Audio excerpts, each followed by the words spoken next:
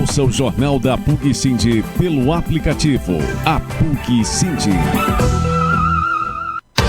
São 32 anos de luta e defesa dos docentes universitários de Gurupi.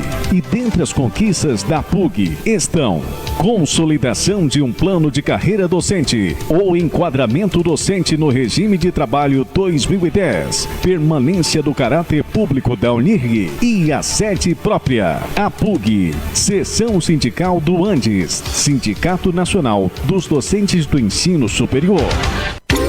Você sabia que a internet aumentou o alcance das emissoras de rádio? Além de poder ouvir nossa rádio em sua casa, trabalho e no carro, através de seu smartphone, você pode nos ouvir também em qualquer cidade, estado ou país. Basta baixar e instalar o aplicativo Radiosnet em seu celular ou tablet. É de graça. O Radiosnet está disponível para Android e iOS no site radiosnet.com. O nosso som é universitário, clássico, é moderno, é atual. A PUC, web rádio de qualidade. Fique por dentro das ações da APUG, Associação dos Professores Universitários de Gurupi. APUG, a sua rádio sindical. Você sabia que é possível ouvir nossa emissora também em seu smartphone ou tablet? Isso mesmo! Basta instalar o aplicativo Radiosnet e ouvir em sua casa, trabalho, na rua, em seu carro, em qualquer cidade. Não desligue desta rádio, já tem mais sucesso. A PUC Sind, web rádio.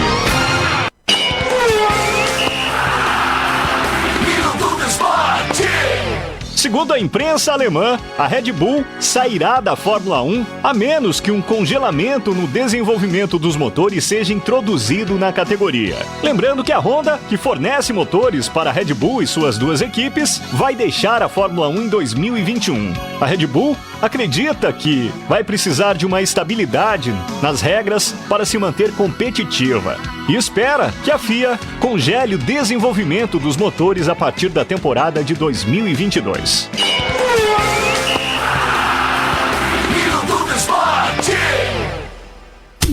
A PUC Web Rádio, o melhor som e as melhores notícias. Para baixar o aplicativo da PUC Sind Web Rádio em seu smartphone ou tablet, você só precisa acessar a sua loja virtual do Play Store. Baixe agora mesmo a PUC Sind e tenha o melhor som e a melhor sintonia. E ouça também o programa Jornal da PUC Sind, às 9 da manhã. Apresentação: professor Gilberto Correia e Miquelin Feitosa. A PUC Sind Web Rádio, no aplicativo e no site www.apugsind.com.br. Debates, entrevistas e a sua participação. No ar, o seu Web Notícias da PUC Sind Web Rádio. Jornal da PUC Sind. Apresentação: professor Gilberto Correia e Miquelin Feitosa. No ar, Jornal da PUC Sind.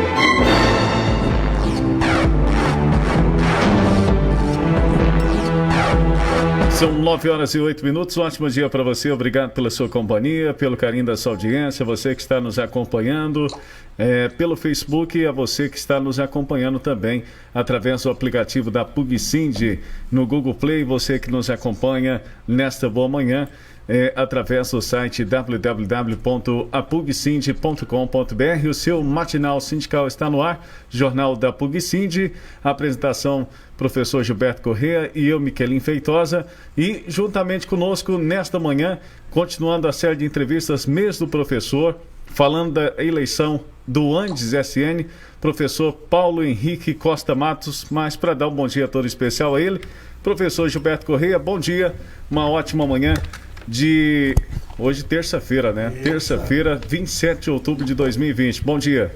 Bom dia, Miquelim, bom dia a você que nos ouve pela Rádio APUG, aqui no site www.apugcinde.com.br, como também no aplicativo Radiosnet e também no aplicativo APUG Cinde Google Play, além, lógico, do Facebook APUG Cinde. Comigo aqui, ele, o Paulão, o professor Paulo Henrique Costa Matos, que vai falar conosco aqui durante um tempo considerável sobre a sua carreira docente, sobre a sua militância política e sindical, e também ele que, mais uma vez, além de já ter sido 2 vezes presidente da APUG, vai também pela 2ª vez concorrer ao cargo de 2º secretário na Regional Planalto do Andes, Sindicato Docentes Nacional.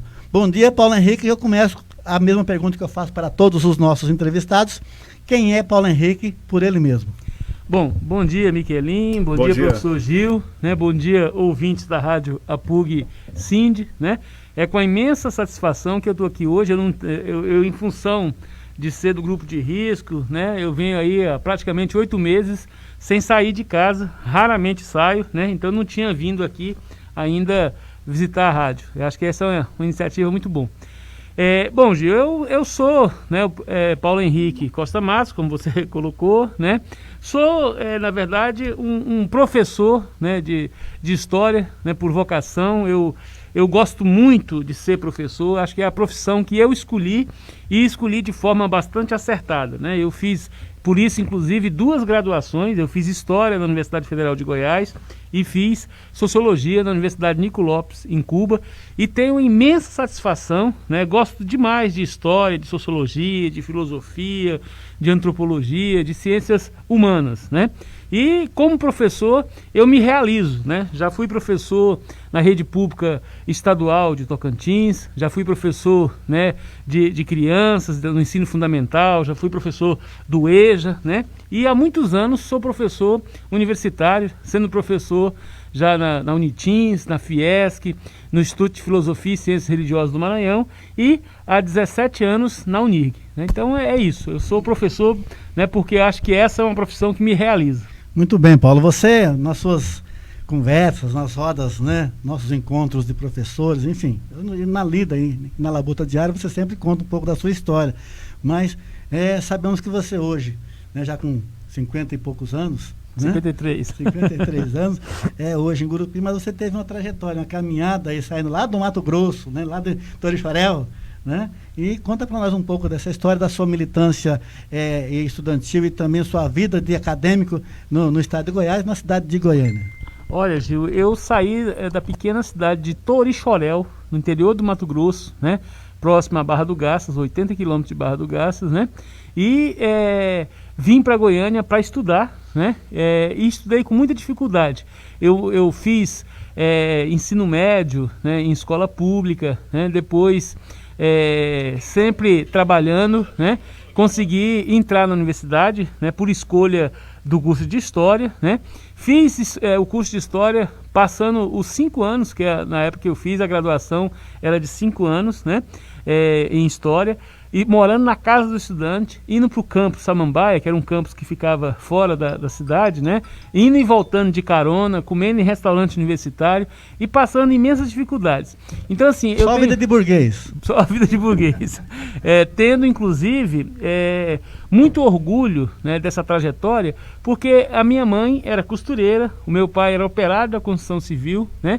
E eu fui o primeiro da família que conseguiu ter um curso superior, né? Mesmo estudando com imensas dificuldades. O interessante é que eu fiz esse curso ainda em meados dos anos 80, né? E isso me possibilitou viver um contexto, Gil, de intensa mobilização, militância política, né? Atividade, inclusive, estudantil, né? Eu fui presidente da Casa do Estudante, Universidade de Goiás, fui presidente do Centro Acadêmico de História da UFG, presidente do DCE, Diretório Central dos Estudantes. Aliás, nos anos 80, né, com grupos ligados a tendências do PT, só teve, né, 2 gestões, a minha, né, e uma que aconteceu no começo dos anos 80, né? E o resto eram todas gestões muito ligadas ao PCdoB, né? E na época eu era militante do PT, né, e nós fizemos uma gestão que possibilitou, inclusive, né, uma série de intervenções. Nós chegamos a fazer grandes mobilizações contra o aumento da passagem de ônibus, conseguimos conquistar a Casa do Estudante, que hoje existe, né, a Casa do Estudante 3, que foi feita do lado da Casa do Estudante 2, que foi uma luta, inclusive, porque nós éramos revoltados de que na Casa do Estudante, né, que havia antes da nossa, né, não entrava mulheres, só entrava homens, e a gente achava que isso era um processo de discriminação. Então havia a Casa 1, né, que era ali na Praça Universitária, a Casa 2, que era uma casa ligada à Universidade Católica, mas que recebia alunos também da UFG, né, de outras universidades, e depois a Casa 3, que foi uma conquista nossa na época da eleição do reitor Ricardo Buffaisel, né? A gente comprometeu com ele que se nós apoiássemos ele construiria a Casa do Estudante, e ele acabou sendo eleito com o voto dos estudantes, né? E de fato cumpriu a promessa, fez a Casa do Estudante, né? Que é a Casa do Estudante 3. Então, assim, nós tivemos uma intervenção na época bastante, vamos dizer, fértil do ponto de vista de resultados, né? E essa tem sido minha vida, sempre buscando, né, fazer da ação política, né, momentos de questionamento, momentos de intervenção para melhorar, né, quer dizer, a qualidade de vida como estudante, como professor, né, como cidadão. Eu acho que esse é o grande desafio. Se nós tivéssemos mais protagonismo, né, nas lutas sociais do país, com certeza nós não estaríamos numa condição, né, tão ruim como hoje, mas que eu tenho certeza pode melhorar, né, à medida que o protagonismo político das pessoas aumentar. Paulo, você falou aí que desde o início você foi ligado à militância política, né? Você se engajou no processo de construção, né, especialmente nos anos 80, em Goiás, em Goiânia, e depois você se estendeu, porque você também foi instrutor do IFES, né? O Instituto de Formação, que se estendeu aqui para o Tocantins. Existe até hoje, né? Não sei se existe até hoje aqui em Tocantins, mas em Goiás ainda existe um trabalho nesse sentido, se não com o nome IFES, mas com outro nome. E como é que você vê, Paulo, a construção? Porque quando você estava na militância estudantil e política em Goiás, não tinha Tocantins ainda, não existia o Tocantins. E depois você veio para o Tocantins. Ou seja, essa transformação do Tocantins, você acha que desafogou Goiás do ponto de vista não só político, mas do ponto de vista também social e desenvolvimento regional do Goiás? Ou simplesmente só cortou um pedaço e continuou do mesmo como está até hoje? Olha, Gil, eu de fato tive, né, uma participação no IFAS, que era o Instituto de Formação e Assessoria Sindical Sebastião Rosa da Paz, né, que era um instituto que prestava assessoria a organizações sindicais dos trabalhadores, né, de Goiás, trabalhadores rurais, né, e alguns sindicatos urbanos. E quando eu vim para o Tocantins, eu vim, né, porque tinha recebido o convite para trabalhar exatamente na época, né, com a Federação dos Trabalhadores da Agricultura do Tocantins, com sindicatos, né, de trabalhadores rurais, com o Sintet, que era o sindicato dos professores, o sindicato dos professores, né, e com a Central Única dos Trabalhadores na época, né.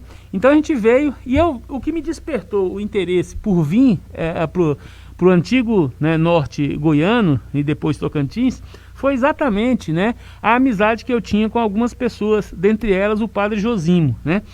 Quando eu era militante da Secretaria da Juventude do PT em Goiás, né, quando eu ainda era filiado no PT, o Josimo Tavares, ele sempre passava na sede do PT, porque ficava ali na Rua 20, e 3 casas depois do PT, era a sede da CPT Nacional, né? E ele sempre ia, e ele entrava antes no PT, e eu geralmente estava na sede do partido, e ele comentava sobre os conflitos fundiários, né? Que no início dos anos 80, por volta de 83, 84, era muito intenso na região do Bico Papagaio, e um dia ele me fez o convite para conhecer a região.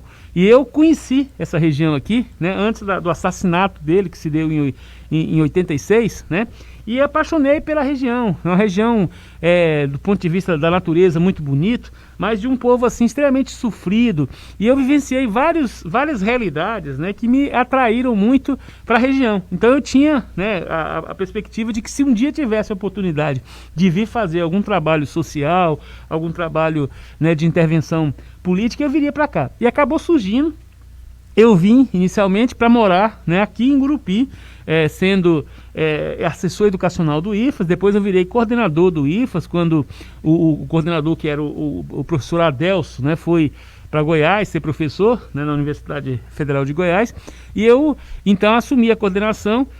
Mais tarde o IFAS mudou-se para Palmas, mas eu passei, né, então, o início dos anos 90 até 98, basicamente fazendo uma intervenção em todo o estado de Tocantins e indo muitas vezes ao Bico Papagaio, a regiões, né, bastante conflituosas, né, do ponto de vista fundiário, do ponto de vista da luta pela reforma agrária, né. Ajudei a criar o Movimento Sem Terra aqui no Tocantins, né. Foi feito inclusive por sugestão minha, né, e de um militante da FETAET, já falecido, né, foi presidente da FETAET, e nós fizemos uma carta de convite ao MST para vir se instalar no estado. Ajudei a indicar a primeira direção do MST aqui no estado, e sempre buscamos então, Gil, ter uma intervenção nesse sentido, né? Então, assim, com relação à sua pergunta direta, né, se houve modificações, eu tenho muito discutido, inclusive até com os meus alunos atualmente, porque eu leciono sociologia e história, né? E digo o seguinte: o modelo de crescimento econômico, né, dito como modelo de desenvolvimento do Estado, que, né, sempre se coloca como um modelo que trouxe progresso, desenvolvimento para o Estado, eu acredito que o Tocantins tenha tido nos últimos 30 anos, particularmente, crescimento econômico. Desenvolvimento social, eu já acho que é uma questão questionável, porque eu vejo que aquilo que era a aspiração de amplos setores da sociedade tocantinense não se materializou completamente em termos, né, de melhoria substancial de qualidade de vida. Tanto é, Gil, que hoje nós temos 50 mil habitantes do Tocantins, né, que têm renda até de 2 salários mínimos. Então isso é abaixo da média nacional, né? Então, na verdade, isso mostra, a revelação que amplos setores do Tocantins, de fato, não tiveram acesso a esse progresso, a esse desenvolvimento que é colocado. E eu penso assim que, infelizmente, o Tocantins está vivenciando uma realidade, Gil, de virar um corredor, né, de exportação de grãos. O Tocantins hoje, de norte a sul, de leste a oeste, é uma enorme plantação de soja, né? Toda a infraestrutura, todo o investimento que é feito no estado é basicamente para atender os interesses do agronegócio, né? Para o Tocantins virar exportador de carne, de soja, de grãos, de biodiesel e de matérias-primas, né? Eu acho que tudo bem se o Tocantins tivesse um investimento profundo no agronegócio, né? Mas voltado, inclusive, para atender também os interesses da agricultura familiar, da agricultura camponesa, né? Dos setores ribeirinhos, dos setores tradicionais do estado. Mas isso não é uma realidade. Então eu penso que nós temos ainda um enorme desafio para fazer com que a inclusão social, a qualidade de vida, né? A melhoria das condições, inclusive de políticas públicas no estado, possa ser, né, e atingir a maioria da população. Uma outra figura emblemática também que conviveu, se não aqui, mas passou por aqui também, é Dom Pedro Casaldáliga, né, que você também conheceu e conhece a luta dele em prol desses 50 anos ou mais que ele conviveu na região araguaia, né? Também é uma pessoa que contribuiu muito para diminuir, né, essa diferença social naquela região e também até grande parte aqui do Tocantins também.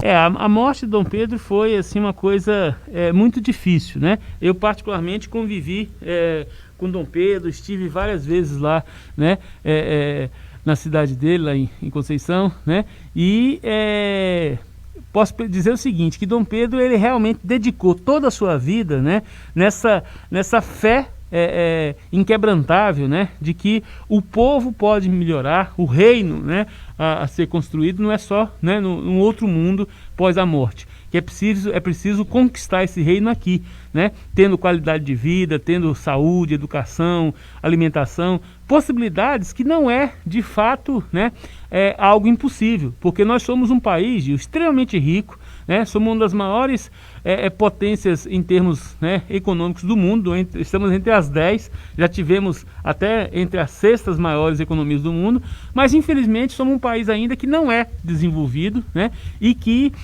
não tem qualidade de vida para todos, né? Nós temos uma das mais baixas rendas do mundo, nós temos ainda problemas muito sérios, tanto é que infelizmente agora nós voltamos a constar no mapa da fome novamente, né?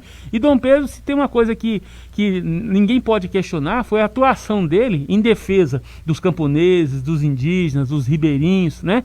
E ele realmente sempre lutou para isso. E eu tinha, né, ele como uma referência. Várias vezes eu estive na casa dele e podia ver, inclusive, o seguinte: apesar de ser uma pessoa, né, extremamente reconhecida, sempre foi uma pessoa extremamente humilde, morou numa casinha que não tinha reboco de parede, né? Uma casa humilde, sempre calçou sandália havaiana, sempre vestiu roupas, né, simples. E inclusive o seguinte, a história dele é tão interessante que até fatos lamentáveis que ocorreu na vida dele, né, ele acabou escapando com vida, até porque, né, por exemplo, quando ele né, teve o assassinato do padre, eu não me lembro, Bournier, né? O João Bournier. Ele, inclusive, o seguinte: o João Bournier foi um padre que estava visitando a região, né? Estava bem vestido e tal, e ele foi reclamar numa delegacia pública lá de Ribeirão Cascalheira, né? De um trabalhador que tinha sido preso e estava sendo torturado na cadeia. E aí, né, um sargento da PM viu aquele padre bem vestido, achou que ele fosse o bispo e matou o padre Bournier, pensando que estava matando, né, o Casadarga, porque o Casadarga usava chinelo havaiano, usava calça de tergal, né? Então, assim, aconteceu alguns fatos, inclusive nesse nível aí, que mostra, né, o tanto que, inclusive, a condição dele, né, realmente levantava a ira de muita gente, mas era uma pessoa extremamente humilde, extremamente, né, quer dizer, presente na região e faz e fará muita falta. Paulo, mas você também, além dessa militância política, social, professor, você também é escritor, é poeta, né? Então conta um pouquinho da sua trajetória literária, né? Eu me lembro que eu conheci o Paulo bem no início dos anos 90, ali em 92, num concurso de poesia falada aqui em Gurupi. O Paulo foi premiado naquele ano, eu fui lá entregar para ele, um rapazinho ainda, faz tempo, hein? Nossa, faz 30 anos praticamente, né, Paulo? E o Paulo já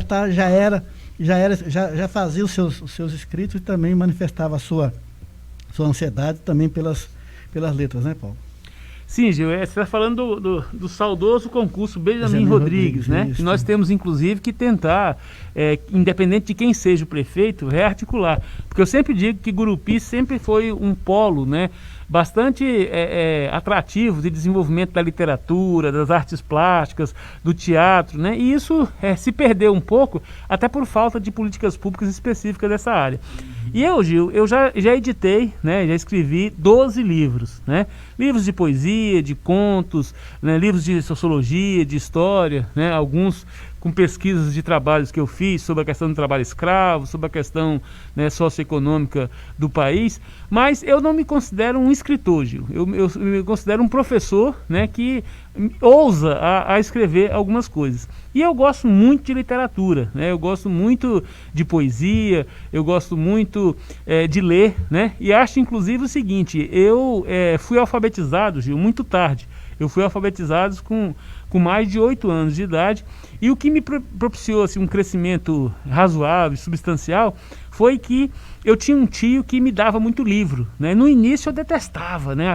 Era criança ainda, né? Quer dizer, novo, 9, 10 anos, e queria brinquedo, queria roupa, né? Mas livro não. Mas depois eu fui começando a criar o hábito de leitura, virei jornaleiro, trabalhei durante muitos anos com um tio meu que já faleceu, que você conheceu, o Tião, né? Que era dono de uma banca de revista lá em Goiás, lá em Goiânia, no Parque das Laranjeiras, né? E isso me propiciou um gosto pela leitura muito grande, de tal forma que eu fiquei assim, um viciado, um dependente, né, de não passar um dia sequer sem dar uma lida ou numa revista ou alguns capítulos de livro, né? E eu acho que isso foi fundamental para minha experiência, inclusive intelectual, né? Então, eu acho o seguinte, Gil, que a literatura, né, e que a questão, inclusive, do acesso à leitura é uma coisa muito dramática no Brasil, né? Eu me lembro que lá nos anos 70, né, na casa dos meus pais, não se tinha, né, não se tinha era nada de livros, né, e sempre foi, livro no Brasil sempre foi algo difícil para as classes ligadas, né, ao mundo do trabalho. Você vê que livro no Brasil, a população lê menos de 2 livros per capita ano. Vizinhos nossos aqui da América Latina leem, por exemplo, na Argentina, são 6, 7 livros per capita ano, né? Você tem na Argentina, você tem no Chile, você tem em vários outros países que, inclusive, nós, às vezes, enquanto população, discriminamos, né, enquanto vizinhos, mas que tem um nível de leitura. Eu já estive em vários países da América Latina, né, tanto no Uruguai como no Chile, né, na Bolívia, no Peru, na Argentina, e você tem, por exemplo, na Argentina é muito comum você ver as pessoas lendo no metrô, nos cafés, na rua, né, nos restaurantes, nos bares, nas pizzarias, e coisa que não acontece no Brasil. Mas não acontece por quê, Gil? Nós temos, primeiro, de um lado, né, como eu já disse, uma baixa renda, né, e por outro, livro no Brasil é uma coisa cara, né? Um livro aí na faixa de 50 a 60 reais, que são os livros considerados baratos, é inacessível para muita gente, um salário aí de 1.000 e poucos reais, né? É isso mesmo, Paulo, infelizmente, né? Mas e como mudar essa cultura, Paulo? Porque a gente entende que um país com mais de 200 milhões, né, de habitantes ainda tem essa dificuldade básica. Não é só cultura, a educação, a lazer, a infraestrutura, a saúde. Nós estamos vendo aí, com essa pandemia, como está a situação do povo brasileiro, né? Ou seja, ao invés de melhorar, estamos regredindo no tempo.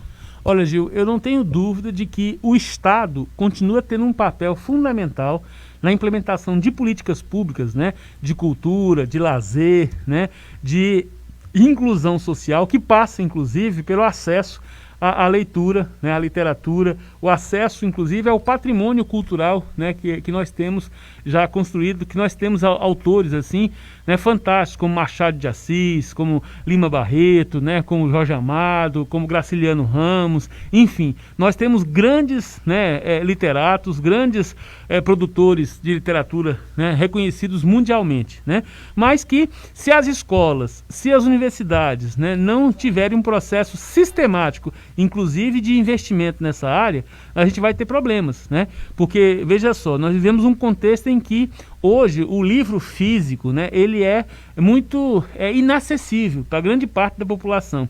Então, né, a difusão de bibliotecas, a difusão, né, de políticas culturais é fundamental. Eu digo isso, Gil, porque eu fui presidente do Conselho Municipal de Educação de Colinas, do Tocantins, durante um certo tempo, quando a minha esposa, inclusive, foi secretária de Educação. E lá tinha um espaço que era chamado de biblioteca, mas não tinha 30 consultas por mês, porque era um amontoado de livros sujos, né? Lugar desconfortável, que não tinha cadeira, que não tem...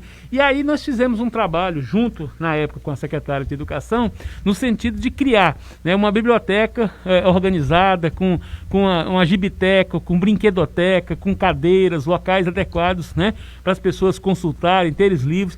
Peguei, né, as relações de livros, inclusive da universidade que eu trabalhava, da Fiesc, né? Levamos para lá, compramos os livros. Então, houve investimento. Em pouco tempo, Gil, nós tínhamos mais de 5.000 consultas mensais, tá certo? Então, na verdade, dizer que o povo não gosta de ler, né, não é uma verdade, né, de fato assim absoluta. Não gosta de ler porque não se tem as condições para o desenvolvimento da leitura. Porque quando tem apoio, tem iniciativa, tem investimento público, isso acontece, né? Então, assim, eu penso que primeiro o Estado, né, as políticas públicas têm um papel fundamental. A segunda, Gil, eu acho que é a seguinte: as instituições não governamentais, os sindicatos, os movimentos sociais, enfim, também tem um papel.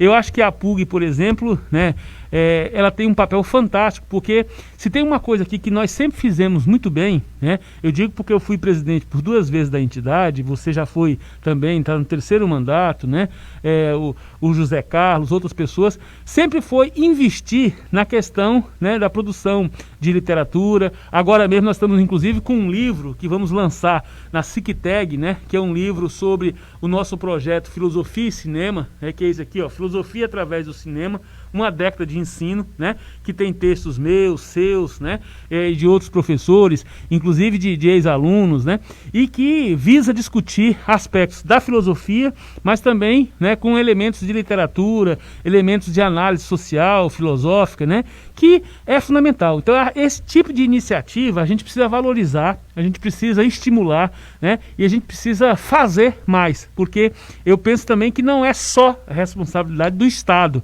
Eu acho que a sociedade brasileira, ela tem que aprender a valorizar mais isso, ela tem que apoiar mais iniciativas, ela tem que propor mais elementos que possa, né, avançar. Porque eu vejo o seguinte, Gil, nós estamos numa situação, e eu de forma nenhuma sou contrário à tecnologia. Eu acho que a tecnologia é fundamental, mas acho que a leitura, né, muitas vezes no telefone, a leitura, né, do WhatsApp, a leitura das redes sociais, ela é uma leitura simplória, né, é uma leitura às vezes simplista, né, que não contribui àquilo que é você lidar com a obra literária, com a reflexão mais profunda, com a coisa mais elaborada. Você vê que na linguagem, inclusive das redes sociais, até o vernáculo muda, né? Ninguém escreve mais também, é TBM, né? Ninguém escreve mais, inclusive palavras, você vira VC, né? Você tem uma diminuição. Então isso revela, na minha opinião, um certo empobrecimento até da linguagem, né? E aí eu acho que tem que ter a tecnologia, mas tem que ter outros, né, investimentos na literatura mesmo, na produção de livros, que sejam livros digitais, mas que tenham o livro, porque hoje a gente tem muita gente que dá palpite em tudo, né, mas não consegue aprofundar em nada, né? E para a pessoa ter uma formação mais sólida, mais aprofundada, ela precisa ler. Não é possível, né, você avançar o intelecto, o conhecimento, sem leitura e sem, né, uma literatura de qualidade. Paulo, você falou aí de Colinas, e você, além de ter da Alessi, sua esposa, ter sido secretária de Educação, você também foi professor lá na Fiesc. E conta essa transição. Colinas, depois Gurupi, mas você passou em Palmas também? Sim, eu fui professor em Palmas, né? Fui professor na Unitins, depois fui professor do curso de História em Araguatins, também pela Unitins, né? E fui professor na Fiesc durante 5 anos. Então, Gil, eu fui... Na verdade, inclusive, eu saí de Colinas porque eu sempre me meti na organização sindical, na luta política, e fui candidato a diretor, né, da Fiesc, né, que era Faculdades Integradas de Ensino Superior de Colinas, e perdi a eleição por 10 votos. E o prêmio seguinte foi a demissão, né? E aí, como fui demitido, a Alessi estava no 2º mandato como secretária de Educação, ela já aproveitou que eu tinha sido demitido e também pediu demissão, entregou o cargo e falou, olha, tá aqui, você demitiu, né, o Paulo Henrique, então nós vamos embora e pedir demissão. E aí nós ficamos desempregados os dois, eu e a Maria Alessi, né, que é professora também, e aí tivemos que retornar para Gurupi. Né? Na época nós viemos aqui, inclusive fizemos uma seleção para ser professores contratados, e por 2 anos ficamos como professor contratado, até que em 2006 teve o concurso na Unig, eu e ela fizemos e passamos, fomos efetivados, né?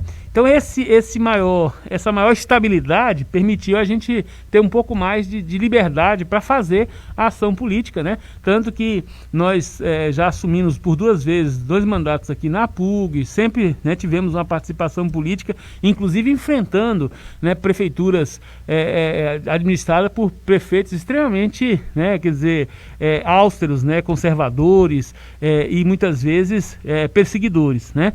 Nós tivemos, por exemplo, com a Abdala, que tentou, né, desqualificar de todo jeito a nossa intervenção e que só não me demitiu porque eu tinha estabilidade, né, de concurso. Mas, né, isso possibilita, inclusive, a gente poder, de fato, né, dizer o que pensa e fazer a atuação, porque se tem uma coisa que eu aprendi na vida, Gil, foi nunca abrir mão daquilo que são os nossos direitos trabalhistas, direitos sociais, né, lutar pela melhoria das condições de trabalho no ambiente que a gente está, porque quem cala, consente. Quem não luta, né, fica igual o sapo na lagoa, que, né, quando não se mexe, quer dizer, a bota vai em cima, né, e sufoca. Então é preciso que a gente lute, e eu acho que esse é o papel. Então, desde Colinas... Como é que é? Jacaré parado vira bolsa? Jacaré parado vira bolsa. Eu sempre disse isso, né? E é exatamente isso. Se a gente não se mexe, se a gente, né, não reivindica, se a gente não mostra a cara, né, a gente não é nem reconhecido, né, e nem consegue ser ouvido. Gritando já está difícil ganhar uma coisa. Exatamente. Gritando a coisa já está complicada, né? Paulo, e por falar em coisa complicada, você está aqui na Unig desde 2006, né? Você é concursado em 2006. Me corrija se eu estiver errado. E de lá para cá, são 14 anos aí já de docência, né? Embora você seja novo, mas você já tem aí, ainda falta alguns anos para a aposentadoria. Mas nesses processos todos, muitas coisas aconteceram, né? Muitas coisas. Inclusive tivemos no seu mandato, tivemos uma paralisação épica que parou todos os setores da instituição. Mas além disso, a briga continua, né? Ou seja, a derrocada, a retirada de direitos, as dificuldades que são impostas para o trabalhador, não importa em qual nível, estadual, federal, municipal, e no servidor público, continua cada vez mais avassaladora. Gil, infelizmente não é puxando brasa para minha sardinha não, mas eu tenho certeza que a nossa luta, como presidente do sindicato, na época do Abdala, evitou a Unig ser privatizada, né? E nós fizemos aí um processo na época de mobilização intensa que repercutiu no estado todo, demos um abraço, né, em todo o campus da Unig com, na verdade, milhares de alunos, professores, servidores, né? Foi um negócio assim intenso que fez com que aquele objetivo de privatização da Unig se recuasse, né? Mas de lá para cá, a gente tem tido ainda muito desrespeito ao nosso plano de carreira. Nós temos tido um grande desafio, inclusive, para receber muitos direitos e até a recomposição salarial, né? Então, por isso que a luta é permanente, mas infelizmente, Gil, nós vivemos uma realidade hoje nacional, né, de profundo avanço das políticas privatistas, das políticas conservadoras, da retirada de direitos trabalhistas, previdenciários, né, direitos sociais. Eu fico, inclusive, assim, muito triste quando eu lembro que ainda falta 12 anos para me aposentar, para completar o tempo de serviço e idade, que aposenta com 65 por causa da reforma que teve, que antigamente era só a idade ou tempo, né? Agora é tempo e idade, 65 anos, então falta 12 anos para mim. Eu não sei se nos próximos 12 anos, né, se não vão terminar acabando com a Previdência, com o direito de aposentadoria, né? Porque da forma como vem, né, com a retirada de direitos trabalhistas, a retirada de direitos sociais, né? Agora nós estamos aí a caminho, uma reforma, inclusive administrativa, que vai atingir o funcionalismo público, e não é só o funcionalismo público federal, vai atingir o funcionalismo público nos estados, nos municípios e federal. Então nós temos ainda um grande desafio pela frente, Gil, que é, né, fazer essas lutas de defesa daquilo que já tinha sido conquistado.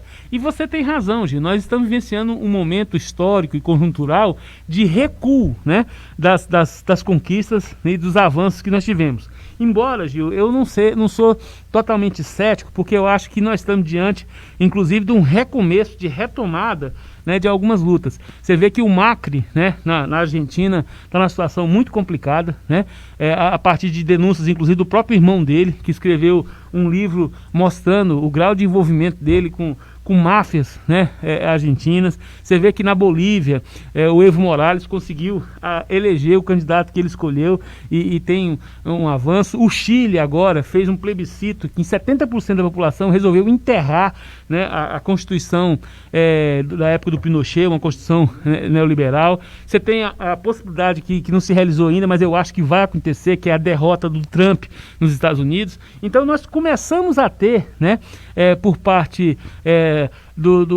de vários países do mundo, né, uma retomada, né, de dar fim a essa política conservadora, extremamente neoliberal, privatista e de recuo, né, dos avanços sociais. Então eu acho que é exatamente isso. E nós estamos nesse caminho. O povo brasileiro que viveu uma experiência política, né, diferente da que estamos vivendo, já está caindo na real e já percebeu, né, que não existe salvador da pátria, que não existe Messias, né, no sentido de resolver sozinho aquilo que é, né, a vida política e econômica do país. Nós precisamos avançar o Brasil como um país autônomo, independente, que não seja um país, né, periférico, dependente, né, e a serviço só do grande capital. Nós temos que, de fato, para ser, né, nação, né, ter o conceito de cidadania, de inclusão social, de justiça social à frente. Isso nós não temos hoje, temos um recuo, mas eu não sou cético de achar que isso vai perdurar por muito tempo.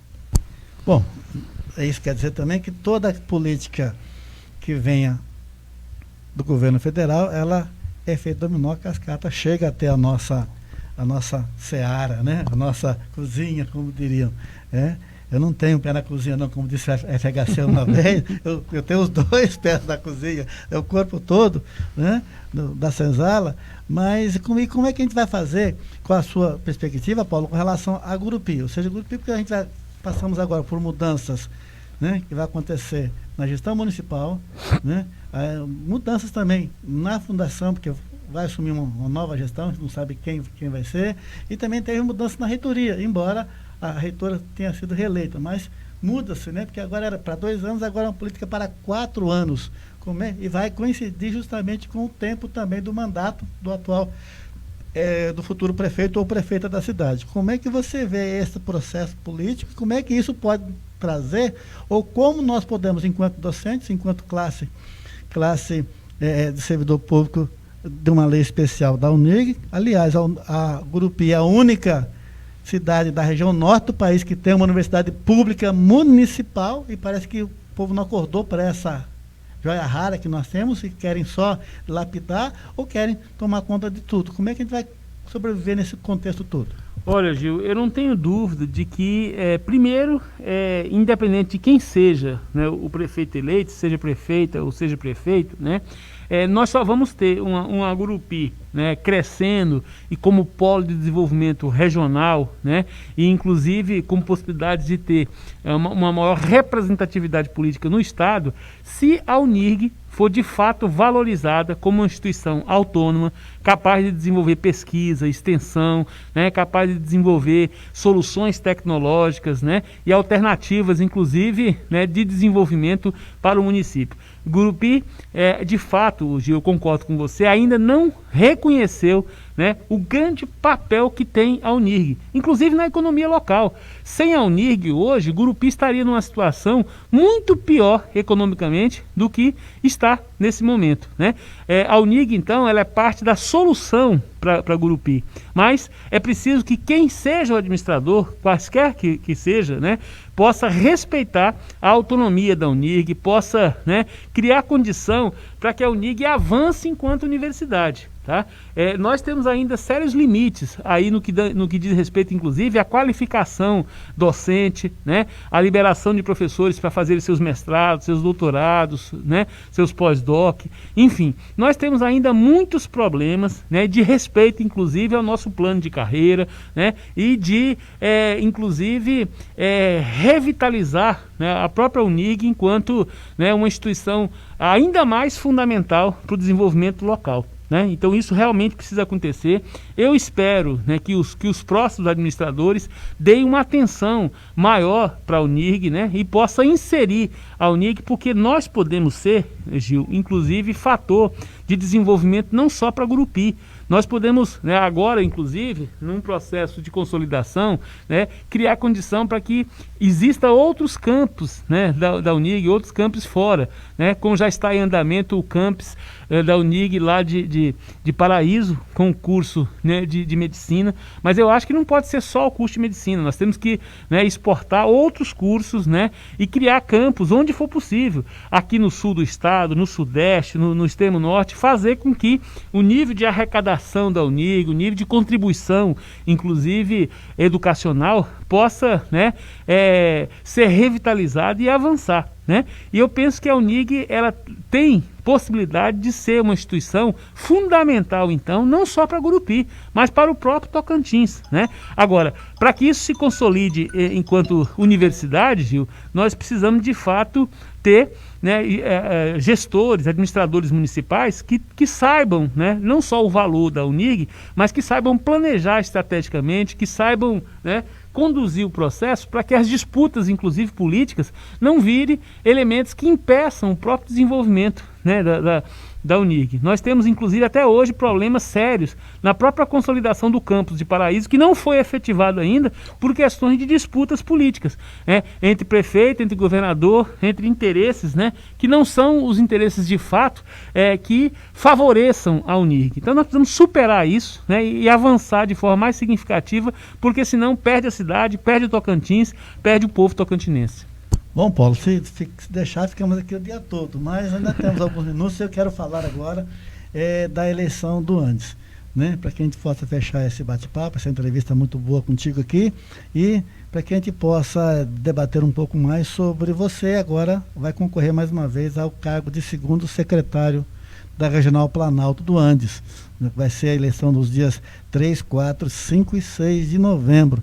Como é que você está vendo essa eleição, essa disputa, até porque hoje, né, tem duas chapas, a chapa 1 da qual você faz parte, a chapa 2 que vem com Renova Andes, que tem o aparato, né, da CUT, do PT, por trás nesta eleição. Como é que você analisa e quais as dificuldades, né, que a nova gestão vai ter caso a chapa 1 seja eleita, e qual é a situação caso a chapa 2 seja eleita? Olha, Gil, eu sou daqueles que defendo que um sindicato ele tem que ser classista, ele tem que ser, né, combativo, ele não pode ser correia de transmissão de qualquer tipo de partido, seja de esquerda, de direita, ou seja, né, qualquer central sindical que não tenha, inclusive, a perspectiva de organização, né, independente da classe operária, dos trabalhadores, né, e que lute pelas políticas públicas de forma a não ser conciliadora, né, com os interesses de classe. Então, nesse sentido, eu vejo que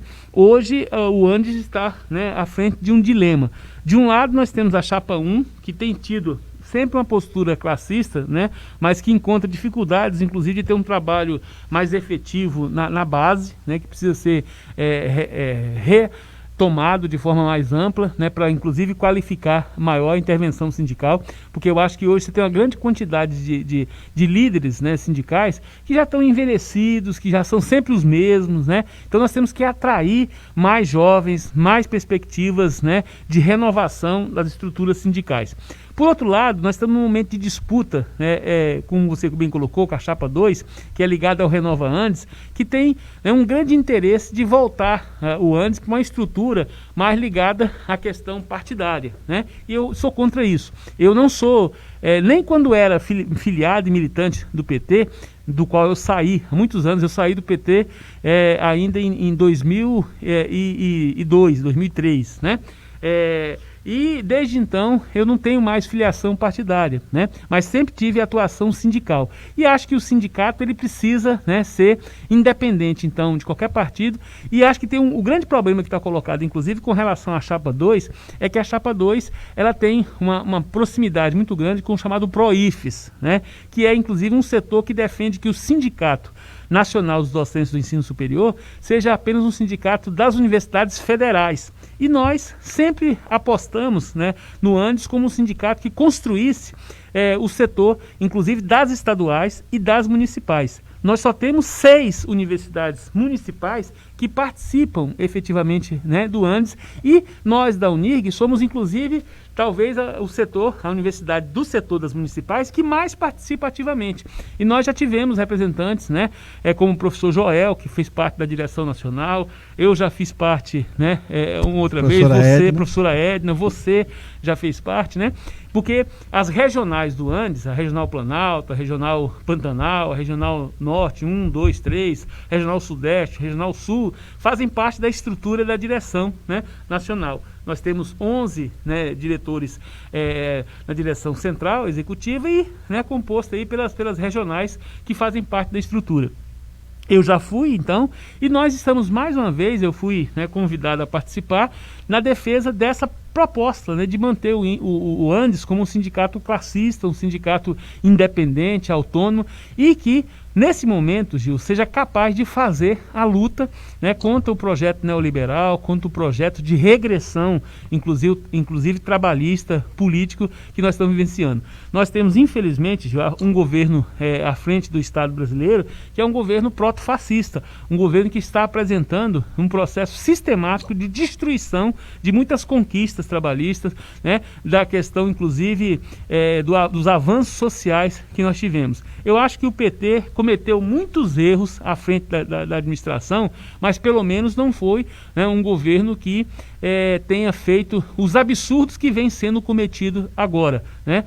Inclusive um governo que diz que não tem corrupção, né? E 2 dias depois o vice-líder do governo foi pego, né, com a cueca cheia de dinheiro, né? Quer dizer, envolvido em corrupção. Então esse governo é um governo altamente corrupto, né? Já temos provas, inclusive mais do que evidentes, né, do dinheiro da rachadinha, do dinheiro, né, inclusive de desvio de recursos públicos, e é evidente, né? É preciso que o povo brasileiro reconheça isso, é preciso que o povo brasileiro comece a reagir, e vai reagir quando nós tivermos sindicatos, nós tivermos movimentos sociais, nós tivermos, né, quer dizer, setores organizados da sociedade brasileira que diga basta, que diga não, que resista e que busque organizar o povo no sentido, né, de defender aquilo que é o seu interesse fundamental. Então eu acredito muito nisso, né? E é por isso, inclusive, que eu dispus a participar mais uma vez, né, colocando meu nome para estar na estrutura de direção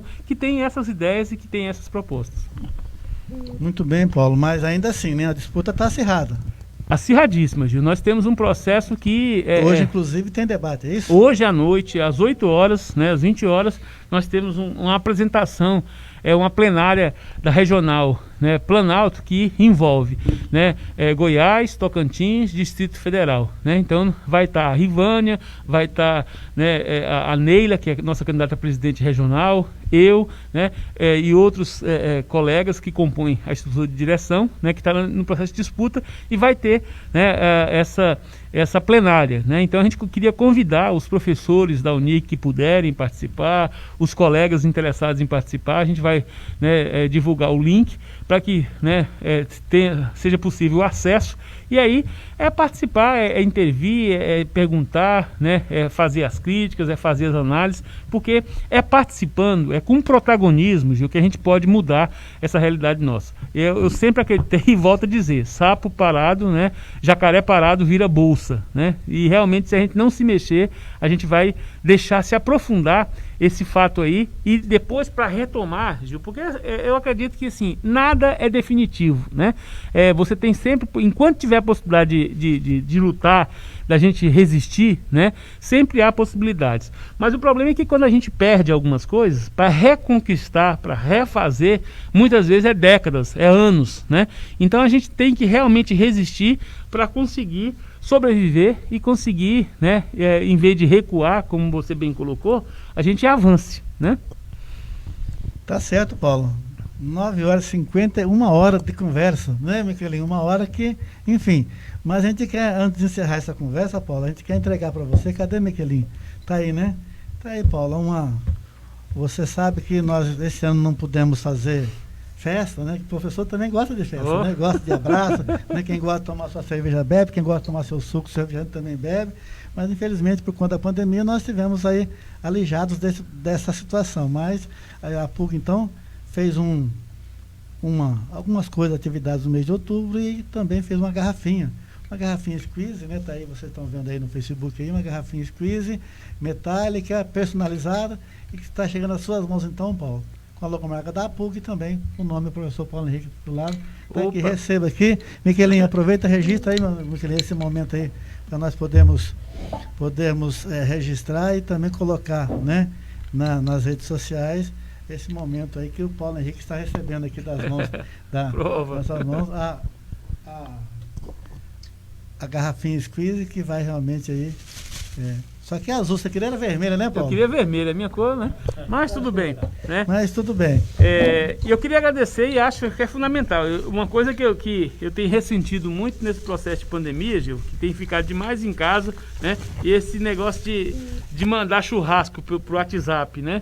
E mandar bolo por fotografia não dá certo não, né? Pra você ter ideia, eu fiz 25 anos de casado, né?